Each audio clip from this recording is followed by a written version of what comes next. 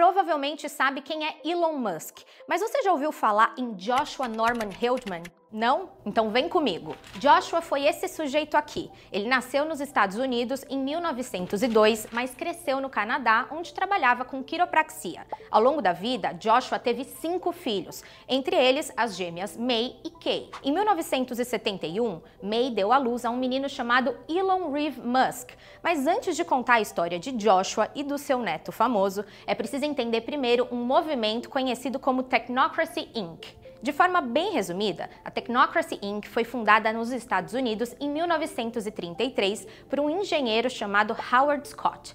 Howard criou o movimento como uma crítica não marxista ao capitalismo. Ele defendia uma mudança do sistema político tradicional para um modelo apolítico que usasse o cientificismo para organizar uma sociedade sem classes sociais. Cientificismo é a crença de que só a ciência é capaz de fornecer conhecimento de verdade e resolver todos os problemas da natureza humana.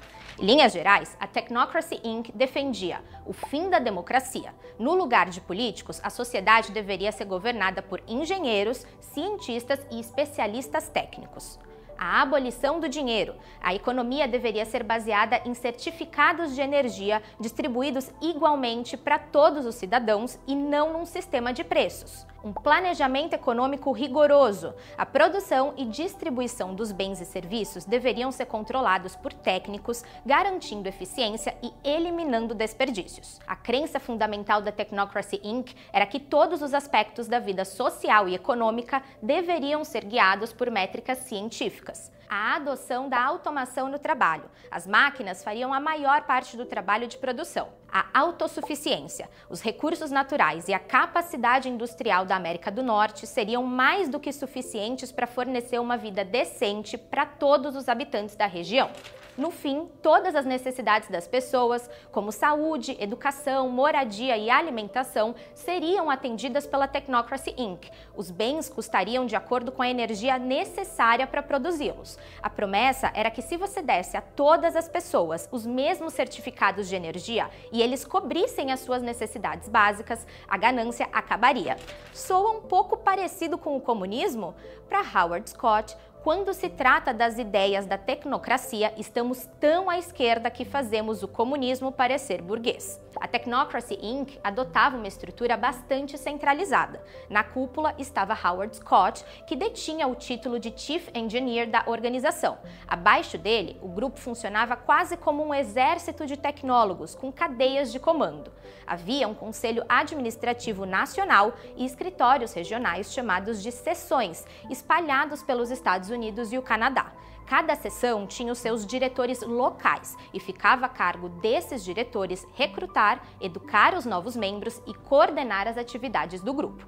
O grupo adotava uma estética bem particular, o que incluía a adoção desse símbolo com um círculo vermelho e cinza, conhecido como Monad, bem parecido com o Yin e Yang. Na teoria, ele representava o equilíbrio entre a produção e o consumo. Os membros da Technocracy Inc. também tinham hábitos estranhíssimos, típicos de um culto excêntrico. Entre outras coisas, dirigiam carros pintados de cinza, motos pintadas de cinza e usavam uniformes cinza idênticos. A desculpa pelo cinza era que ele demonstrava compromisso com a racionalidade e a igualdade. É importante lembrar que tudo isso surgiu após o colapso da Bolsa de Nova York em 1929. A Technocracy Inc. nasceu num período muito particular da história americana, conhecido como Grande Depressão. Os seus membros acreditavam piamente que o sistema de preços da economia capitalista entraria em colapso em algum momento, mergulhando o mundo no caos. Por isso, eles abraçavam as causas do movimento com um fervor missionário quase apocalíptico. Entre eles, os membros da Technocracy Inc. adotavam um cumprimento próprio, uma saudação de mão espalmada na altura da testa, como um ritual para reforçar a identidade do grupo. É verdade que tudo isso parece saído de um livro de ficção científica, mas esse foi mais ou menos a inspiração desse movimento. Os anos 1930 viram uma explosão da literatura de ficção científica e o gênero teve um papel bastante importante na formação e na disseminação das ideias do movimento tecnocrata americano.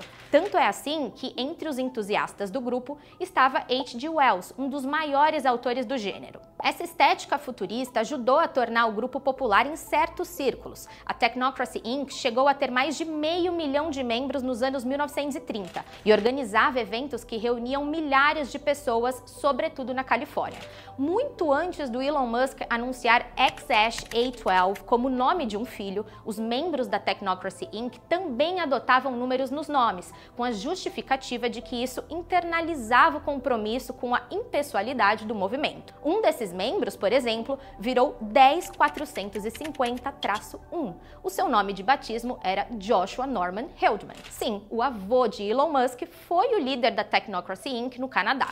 Mas no sonho distópico dele e dos demais tecnocratas, não haveria exatamente um Canadá. No seu lugar, haveria TechNate, uma massa de terra do Panamá até o Polo Norte, passando por Groenlândia, México e Canadá. Segundo a Technocracy Inc., TechNate, a nação Tech, abrangerá todo o continente americano, do Panamá ao Polo Norte, porque os recursos naturais e os limites naturais desta área fazem dela uma unidade geográfica independente e autossustentável. A Technocracy Inc. não defendia livre comércio com as outras nações e entendia que o território de TechNate atendia todas as demandas da população. Em 1939, o grupo chegou a publicar uma defesa do isolacionismo, chamando para que os norte-americanos não enviassem soldados para a Europa, na época tomada pelo nazismo. No ano seguinte, o avô de Elon Musk previu um colapso da sociedade. A Technocracy Inc. está se preparando para uma nova ordem social que está por vir. Se você é um tecnocrata, está fazendo tudo o que pode para estender a organização e se disciplinar para atingir seus objetivos? 3 meses depois, ele foi preso no Canadá e a Technocracy Inc. foi banida no país, acusada de subversão. Os canadenses desconfiavam que o grupo simpatizava com o nazismo. A princípio, Joshua tentou entrar nos Estados Unidos, mas foi impedido, mesmo sendo cidadão americano.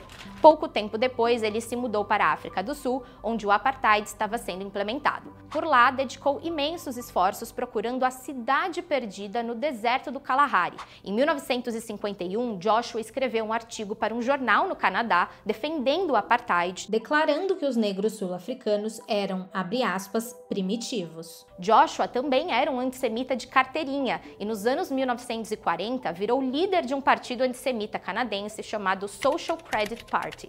O avô de Elon Musk dizia que os judeus lideravam uma conspiração para estabelecer uma ditadura global e acreditava que a África do Sul estava destinada a liderar a civilização cristã branca na sua luta contra a conspiração judaica e as hordas de pessoas de cor que os judeus controlavam.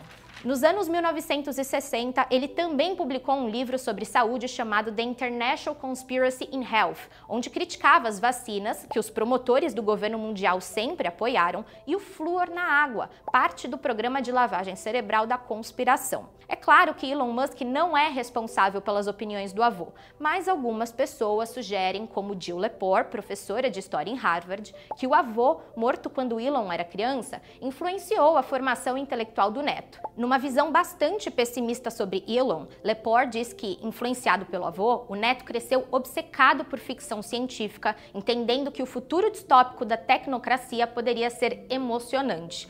Em 2019, Musk brincou que estava acelerando o desenvolvimento da Starship para construir a tecnocracia marciana. Nesse tempo, quando questionado pelos seus seguidores como se descrevia, a sua resposta era um socialista. Musk dizia ser socialista, mas não do tipo que muda recursos do mais produtivo para o menos produtivo, fingindo fazer o bem. Segundo ele, o verdadeiro socialismo busca o bem maior para todos. Qual é a influência do avô nas ideias do neto?